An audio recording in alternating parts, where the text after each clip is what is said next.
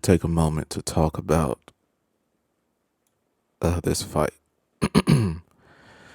I just rewatched the first half of it, uh, and man, Malik Scott, the game plan was brilliant.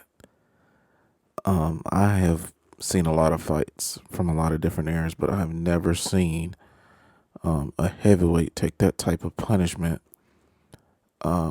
like Tyson Fury did in the first round to the body. Those were some super heavy body shots, um, jabs and right hands to the body, and Tyson took them and kept coming. And I think between that and the feints, I mean, there's no way you can give that first round to Fury, in my opinion. It was a completely dominated Deontay round. But I think where the game plan started to fall apart was he just those body shots just didn't affect Fury the way that I think that would affect any other heavyweight. Uh, I just feel I don't know how he was able to do that, but I think that was really the game changer. And then at that point, um, the head hunting started, and then you know it became an inside game as Fury tried to get on the inside of those big punches, which is respectable, commendable. And it just didn't seem like Deontay had, um, an answer for that. The leaning and the inside game. I think we all kind of know that Wilder is most dangerous when, um, you know, you're at the end of his punches. And I think Fury knew that as well, and that's why he began to try and get inside. And I think I mean, just based off those body shots, I don't think anybody could see those type of body shots landing and think that Fury was gonna, be able to come out in the second round the way that he did. It was just kind of incredible. Before, when I initially watched the fight, I mean, as someone who has supported Deontay since day one, like one of his very first supporters uh, from the Bowers Park days, and most of you guys don't even know what that is, but since then, um, I didn't want to see the fight again, simply because I don't feel like after round five, it was very competitive. And I don't even think the corner thought it was very competitive as well. If you listen to Malik's instructions between rounds, a lot of it was just motivation and saying, hey, I think it was maybe round 7 or 8. He said, you were blessed with something that can end this fight. And, I mean, it's a lot of motivation and rah, rah. It's not, hey, good job. You're doing a good, you're sticking with it. You're following it. It's going to work, And I think just based off those instructions and what the corner looked like, you can tell they knew it wasn't going well either. But after rewatching the beginning of the fight and seeing how much success Wilder was having with the feints, the jabs, and the body work, I just feel like if the game plan was changed up some, that there would be a different result. I know it's kind of crazy after 3 fights, and people don't want to say, or people want to say, oh, we've seen it 3 times or what have you. But um, from what I saw, rewatching the fight, the game plan was working. I mean, well, they were executing the game plan to perfection. I mean, the body shots were wicked. And a couple of those right hands that, I mean, you could hear them. I almost winced in my seat rewatching them because they were so powerful and just incredible shots. And I mean, I think any trainer, any normal person, boxing connoisseur would say, hey, after those type of shots, a half a round, maybe at best a round of that, you're going to be able to have clear, headshots available to you. I would not suspect that somebody would be able to take that type of punishment and come back and, do what Tyson was able to do in the second round, which was still a back and forth round.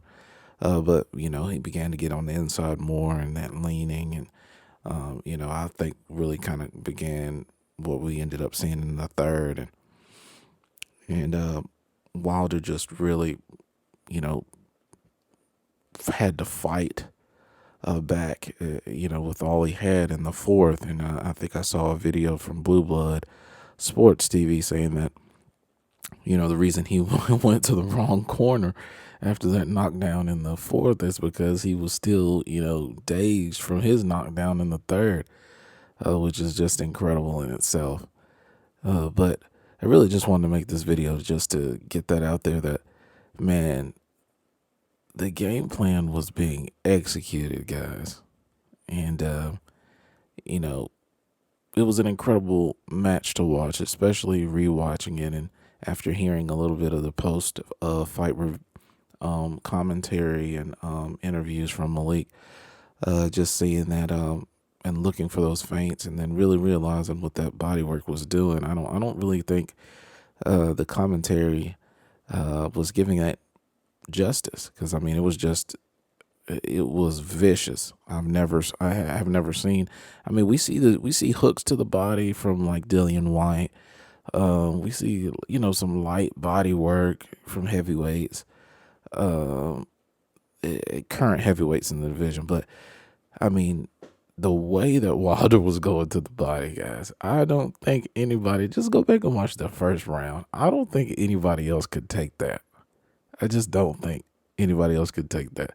And it really puts into perspective when you watch the PBC videos leading up to it, and you got, Malik Scott kind of throwing up after doing some pad work with Deontay. Yeah, I believe it. Those were some incredible shots.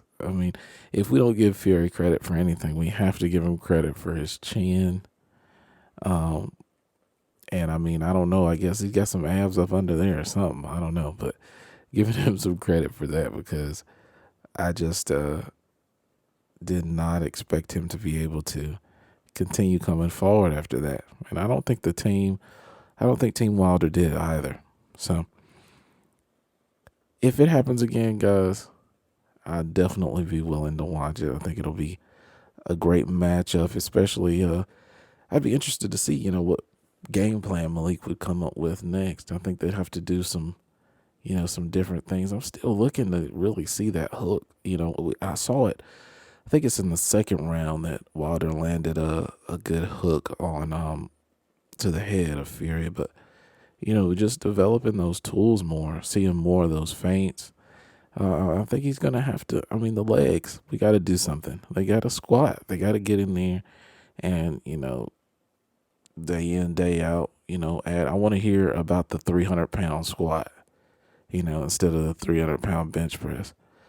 Tunde Ajay had a good comment. I saw his video today, but, Wilder was talking about, being able to bench so much weight and how he was going to be able to, avoid or get Fury off of him with all the leaning and stuff. This was prior to the fight. And, Tunde said, you're not benching that. You're not lifting that weight standing up. You're laying down when you're bench pressing, and I think that's a valid point.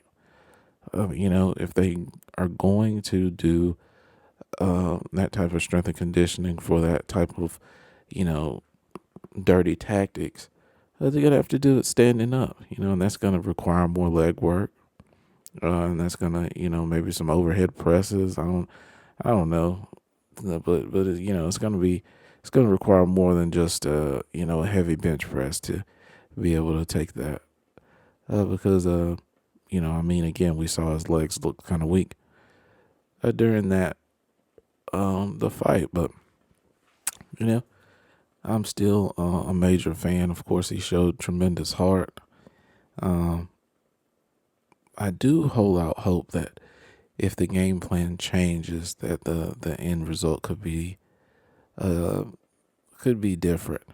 Could result in a Wilder victory, but I just you wouldn't want to see the exact same fight again. Somebody who really cares about Deontay and has enjoyed his career.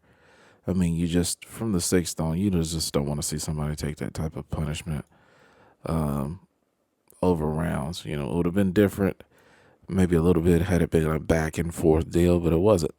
It was one sided.